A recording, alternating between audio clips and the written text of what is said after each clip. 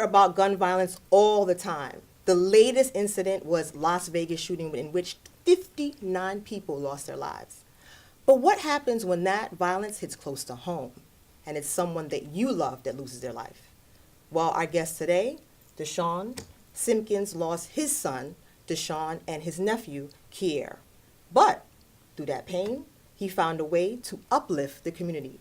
Welcome, Deacon DyDy. Thank you for having me. Thank you. Of course. I just want to say sorry for your loss. Yeah. First of all.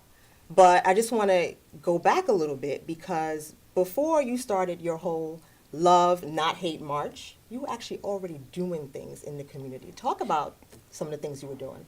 That is correct. Well, we've been in the community doing safe haven communities and programs in the community, after school programs.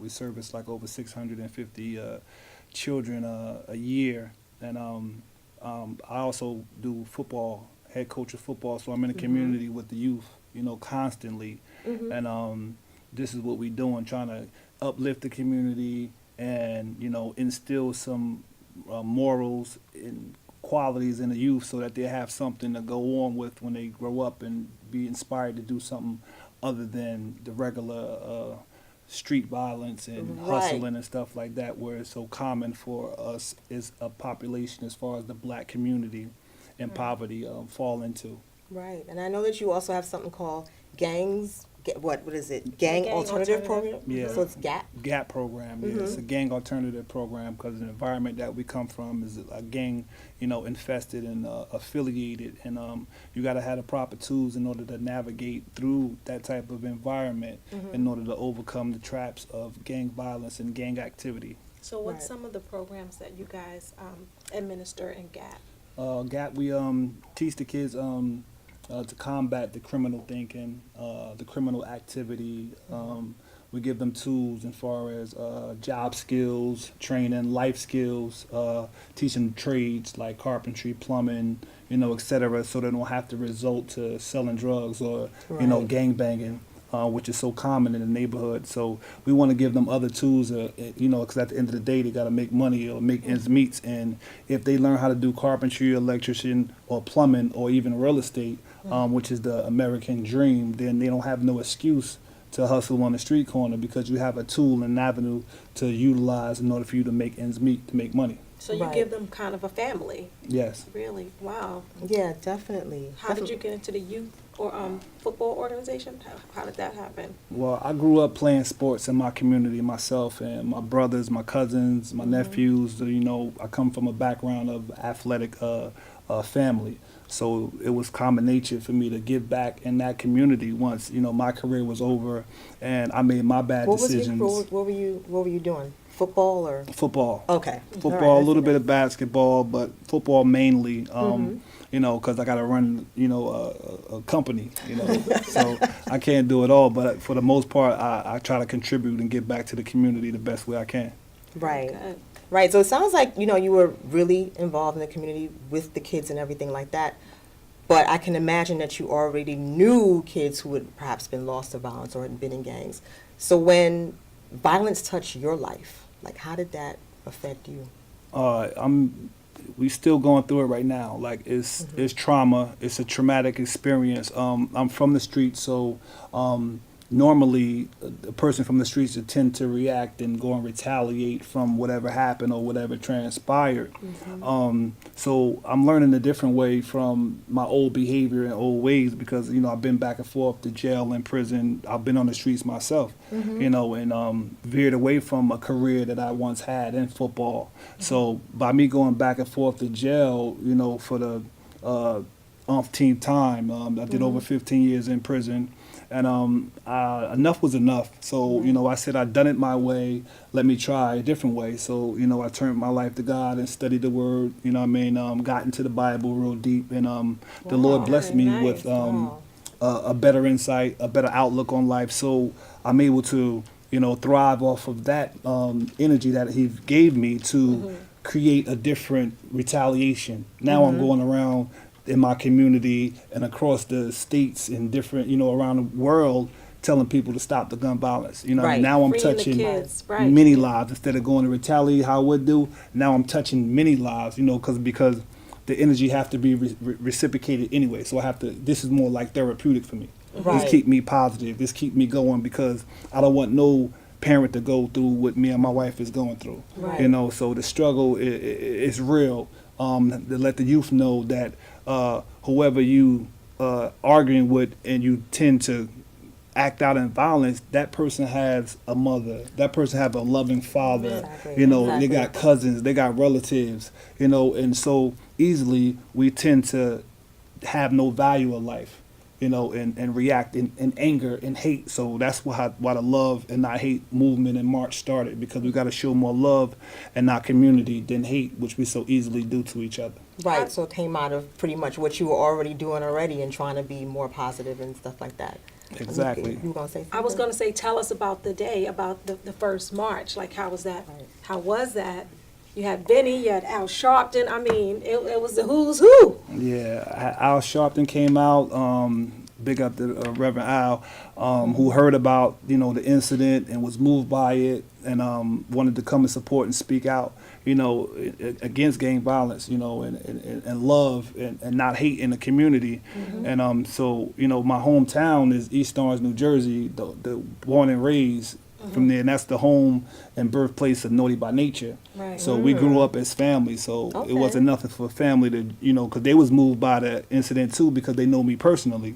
Right. So one call, the community came together, and it was an outpour of love because my son was so popular, my nephew was so popular. Yeah, he was a football player. He was a football Yeah, player. yeah. He had a 4-year scholarship at Norfolk State University, and there's no words can explain, but the kid was on a course of being successful, and his life was cut short. He was just Right. coming home, visiting the neighborhood and wanting to be in his community, That around his happens. peers, and just was in the wrong place at the wrong time. Was that ever solved? Because it was like a triple shooting. Well, they give me information as far as bits and pieces as far as the detective. They're so secretive, but it's an ongoing investigation that's going on. But the movement and the march was so beautiful because of the outpour of the community and the love that was showed. Like I said, Naughty by Nature came out. My boy Vin Rock from Naughty by Nature hosted the entertainment part of the show. And Al Sharpton spoke. Rod Digger from Flip Mode came. Politicians from East Orange, the mayor from East Orange, the elect Ted Green came. Tony Voss, the mayor of East Irvington, came. Essex you County got came strong. A lot of people there. Yeah, Nice. yeah. Sheila Oliver, she's about to be governor, or she's running for something major in the community, and she even told her testimony about her loved one that she lost and was boo-hooing, and it was just everybody sharing and showing love. It was just amazing, and we want the youth to see that we can show love and spread love to each other, so that they can see that it's okay to to show love to each other and Right, to right. communicate, and it don't have to be no It's not- hatred, doesn't and mean you're soft or whatever. Yeah. That's a Right. human So emotion. tell us about your song that you dedicated to your son for Seeds of Field. Seeds in yeah, the seeds field. in the field. Seeds in Yeah. the Field. Yes, yes, it's off my album Spiritual Ammo. You can get it online, any major music site. You could download it, Spiritual Ammo, or you could go to my website, deacondondydy.com. That's DeacondonDyDy.com. And Good the single is Seeds in the Field, which is a metaphor, from a Bible verse as far as the parables about the seeds in the field, and the fact that just like a seed you put in the ground, you wanted to water it, you wanted to grow and flourish and blossom into something beautiful. And our seeds is our children and our offsprings, and we're also seeds because we have mothers and fathers. And that nature. So we all can relate to seeds in the field, whatever career you're in, whether it's the football field, basketball field, whether it's in college, you're going to get your major in this, or in economics. These are fields that you are in this world. So seeds in the field is a relate. We want to cultivate and nurture our seeds, which is our youth, so that they could grow and blossom and become beautiful. Nice. So how did the youth that were present kind of respond to this whole march and the movement? Oh, the youth was great, man. They receptive to the message. They receptive to the movement, love and not hate. And I just feel as though more youth need to know about it and to hear it, and it can become something that can change lives. Definitely. Okay. So, I just want to, when we're talking about gun violence, I can't talk about it outside of kind of this politicized moment that we're living in, right? So you have things like people doing Black Lives Matter and saying, you know what, no more. People turn around and say, wait, but black on black, y'all don't say anything about that. Given that you have turned this into like a movement and a march and everything, what is your response to that when you hear people saying black people don't care about, black on black crime or community crime, so to speak? Yeah, well, you're going to have that, in the community, black on black crime. Charity starts at home. So if we're going to fix something and correct something, it's going to have to start with us. And it's not going to be all in one setting or one occasion, because it takes a village to raise a child. So it's going to take a community to make sure that this black lives really do matter. And it's going to take from one person to the next person to the next person until it will affect millions. Because the system is designed for us to hate on each other, and everybody's a crab in the bucket trying to get to the top, and nobody want to see each other blossom and bloom. But today we have to, learn to appreciate one another and want more for them that you would want for yourself. And it's just basically principles of the Bible. God is love, and you want to show more love than hate. So if you show more love and, to your neighbor, then that love is going to reciprocate back towards you. And then we can change energy. one at a time. Yeah. It's more energy. Good positive energy. It definitely is. So I just want to ask you, how do you want people to remember your son, your nephew? My son was an example of inspiration of the youth on the right path, going the right direction, and to be careful that any given moment, it can be taken away from you, to cherish your opportunities.